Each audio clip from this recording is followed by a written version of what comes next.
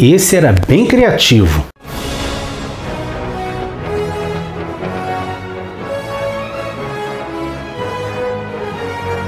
Olá!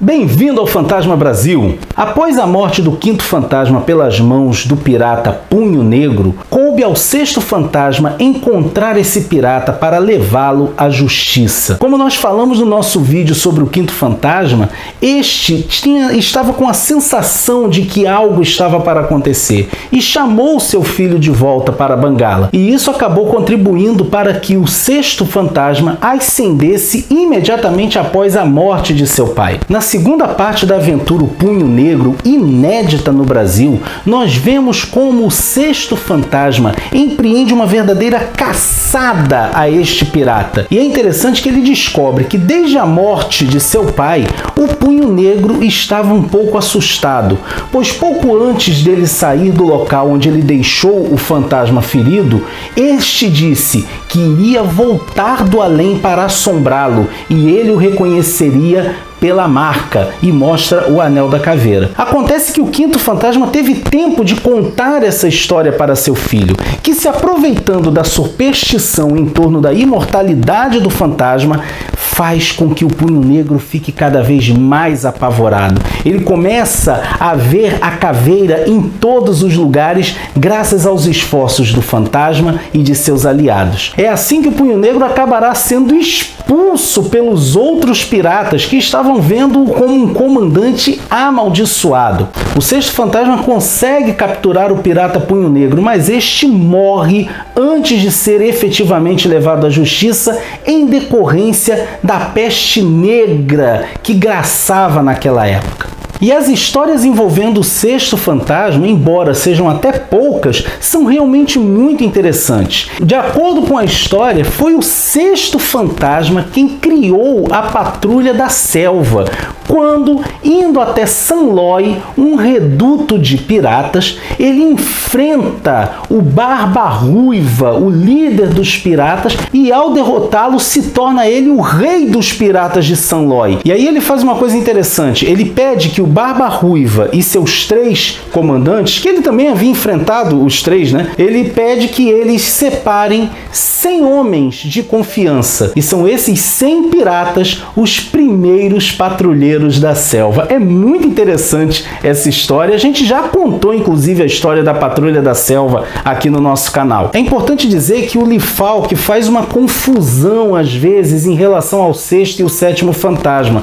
Muitas coisas que ele disse terem sido feitas pelo sexto fantasma, depois ele disse como tendo sido feitas pelo sétimo, como, por exemplo, a fundação da Patrulha da Selva, a amizade com Joncar. Tudo isso são elementos que aparecem primeiro associados ao sexto fantasma e depois o Falk vai colocar como sendo associados ao sétimo. O Tim Fantôme resolve ignorar esses deslizes de Falk e vai determinar que a fundação da Patrulha da Selva e outros feitos foram realizações do sexto fantasma. Quando o sexto fantasma derrotou o Barba Ruiva e se tornou o líder dos piratas de Sanloi, fundando a Patrulha da Selva, ele libertou uma prisioneira que havia sido feita pelo Barba Ruiva, a rainha Natala de Navarra. Esta rainha se apaixona por ele e depois que ela volta para a terra dela, ela não consegue esquecê-lo, ele também não consegue esquecê-la. Ela um belo dia simplesmente larga tudo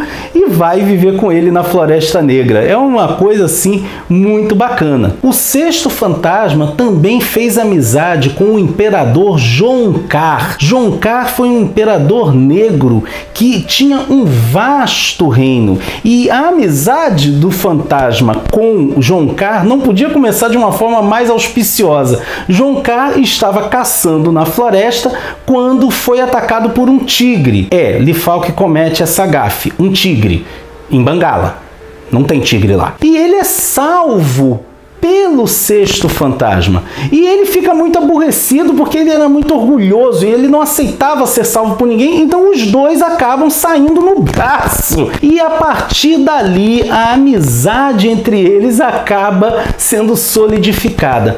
Mais recentemente, o Tony DePaul, inclusive, consertou esse deslize de Lee Falk. Na tira dominical que está saindo atualmente, intitulada Vigília no Pico Cabeça do Fantasma, o 21º fantasma está conversando com um detetive que seria descendente de John Carr. E aí é interessante que ele não acredita que exista um espírito que anda aí há tanto tempo, e ele fala, minha avó dizia que você lutou contra um tigre para salvá-lo. E o fantasma corrige, na verdade era um leão. Então é assim, uma maneira muito bacana que o Tony DePaul encontrou de consertar esse deslize de Falk. E aí depois ele diz, aqui não existem tigres. Logo depois que a história aconteceu, as pessoas começaram a contar como sendo um tigre. E aí essa segunda versão acabou pegando. É muito bacana como o Tony DePaul, respeitando toda a mitologia criada por Falk, ele também se sente livre para ir consertando determinados deslizes. Pois muito bem, a amizade de John Carr com o sexto fantasma é tão bacana que John Carr acaba convidando-o para ser padrinho de seu casamento.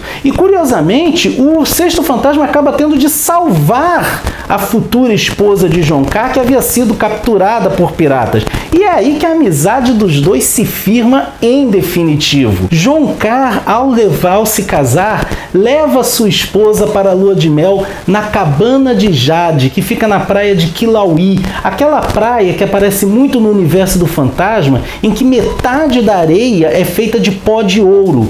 Aquela cabana de Jade foi construída por John Carr para ser o seu local de lua de mel. E ele disse que quando o sexto fantasma se casasse, ele poderia passar a sua lua de mel ali. Infelizmente, John Carr perde a sua amada apenas um ano depois do seu casamento. Ela morre de uma doença muito grave e ele fica desconsolado. E ele dá a praia de Kilauea e a cabana de Jade como um presente para o seu amigo, o fantasma. É assim que aquele local acaba se tornando propriedade da dinastia dos fantasmas, que o protegem, o guardam e utilizam-no para se divertir de vez em quando. A gente vai gravar aqui um vídeo qualquer hora dessa falando mais sobre a praia de Kilauea. Também é John Carr quem vai mandar fazer o pico da cabeça do fantasma. E aí a gente tem umas coisas curiosas, porque em algumas histórias é dito que aquilo ali era uma formação natural. Em outras histórias é dito que aquilo ali foi esculpido. O que a gente pode dizer era uma formação natural que se assemelhava realmente a uma cabeça, e John Carr, como um presente ao fantasma por ter lhe salvo a vida mais de uma vez,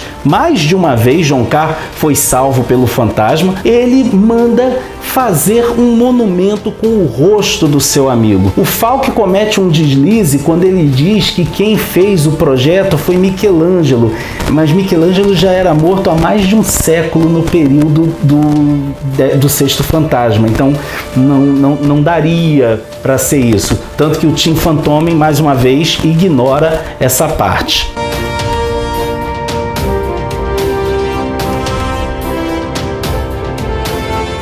E uma coisa que é sempre mostrada em relação ao sexto fantasma é como ele era um cara de poucas palavras. Várias vezes, quando o 21º fantasma está lendo as histórias desse seu ancestral, ele nota isso, ele nota que ele escreve pouco, ele vai muito direto ao ponto. Então, quando ele fala, por exemplo, que ia para Sanloy, ele diz, eu soube que lá era um reduto de piratas, resolvi ir lá e fui. Simples assim, né? Mas ele era também assim fantástico, porque ele para no meio da luta para admirar uma mulher bonita, que era a rainha de Navarra, né? Que estava lá prisioneira. Em uma história do Tim Fantomen, nós vemos o sétimo fantasma recebendo uma carta vinda de Bengala. Nessa carta é dito que seu pai fora gravemente ferido e estava com as pernas paralisadas.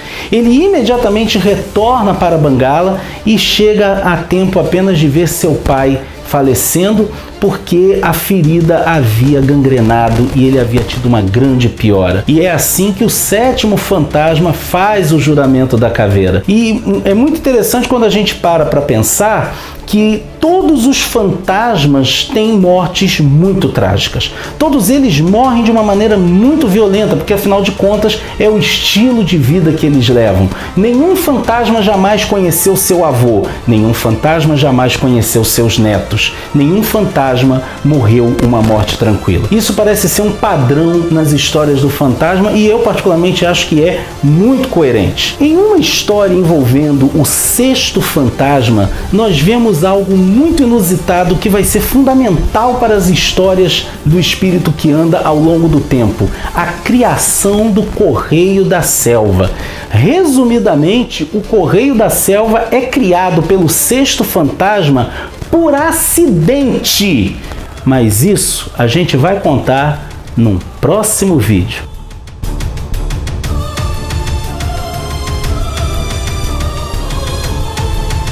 Se você gostou desse nosso vídeo, não deixe de curti-lo e compartilhá-lo nas redes sociais. Se você quiser ajudar o nosso canalzinho a continuar com o seu trabalho, quando for fazer suas compras na Amazon, faça pelos links do Fantasma Brasil que estão na descrição do vídeo. Ah, não esquece uma coisa, agora todo mês eu vou gravar vídeos respondendo as perguntas de vocês. É só botar as perguntas e os comentários de vocês aqui nos comentários do vídeo que eu vou separá-los para a gente responder depois. E se você ainda não é inscrito no nosso canal, não perde tempo, se inscreve agora, ativa o sininho e assim você fica por dentro de tudo que acontece no fascinante universo do espírito que anda, ok? Vejo você por aí!